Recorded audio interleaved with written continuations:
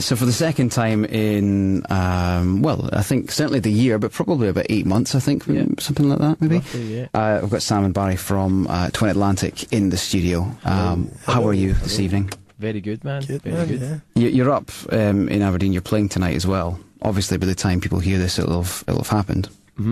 But obviously, Aberdeen's somewhere that you've played several times in the past, and you're back up as part of your promotion. Yeah, for our new records, which is coming out on Monday. There's the plug there, man. It's called Vivarium, and I don't think we've been to Aberdeen as many times as we would have liked to have played. Like we've supported bands a couple of times, and we played a kind of co-headline show with our friends in a band called The Excerpts. Yeah, and this is only the first. I think it's our second. Experience. Is our second? I'll go with yours. It's our first, just so I don't embarrass you on the radio. So this is our first or second. So for even for those that have maybe been one or two, the ones, it's still well worth the ones that are coming along tonight as well, seeing you again, because obviously it's your own kind of thing. Yeah, definitely.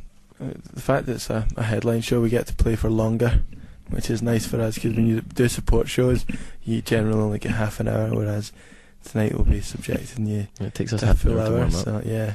Tell us a little bit about Vivarium, because that's obviously what you're in the middle of promoting, and that's the reason, or one of the reasons you're up tonight. What's the release? What does it include, and where can people get hold of it as well? Okay, it's an 8-track mini album that includes a couple of older songs from our band and 6 brand new ones. The reason we put old ones on it is because we're kind of in a really lucky position that's getting released in America as well as the UK, which is kind of outstanding for us. We're still kind of pinching ourselves with that. Absolutely, kind of prospect. And it's kind of really like it's like a rock record, man. It's got some really heavy moments, and it's got some kind of some more subtle. I don't know how to put it. Some more subtle grooves on there as well. Yes, it is. It's a really diverse record, and I think that if you're a fan of rock music in general, it's definitely something you should check out, or you're missing out. How do you like that? Absolutely, I like that. That was a very cool summary. You sort of you managed to get in as many. Yeah, I'm also accused. I get accused in the band of being arrogant. I'm sorry, Barry. That's okay. If you can't talk up your own band, you aren't going to be able to talk up anything, really. Let's be honest about it. You're promoting a record. I mean, you've got to be a little bit. You've got to have enough self-belief, at least. Yeah. I mean, this record's better than Jesus. Well, I was going to say it's better than. I'll probably get sacked for saying that. Sunglass Collection. Yeah. I mean, especially after you got smacked in the face, man. I mean, yeah, he's one pair down. Wow. But I don't know if it's. We're going to leave it up to. We're not going to like put any like of our opinion and say we think it's amazing, or we're not talking ourselves up in that way. We're just trying to get as many people to listen to something that we're proud of. Yeah. I've got a question. You speak first. Sorry, you speak first. I guess I'll remember the question. As musicians, it's a record we're really proud of, and but in terms of like making records, you can only make records for yourself, and then it'll always be up to people to make their own mind up.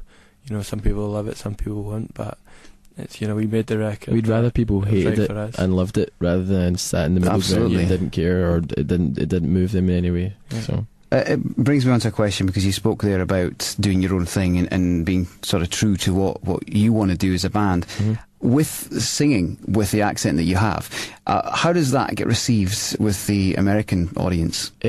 So far pretty well. Really well, because they all think they're Scottish. Oh yeah. Any American band that that's so funny, man.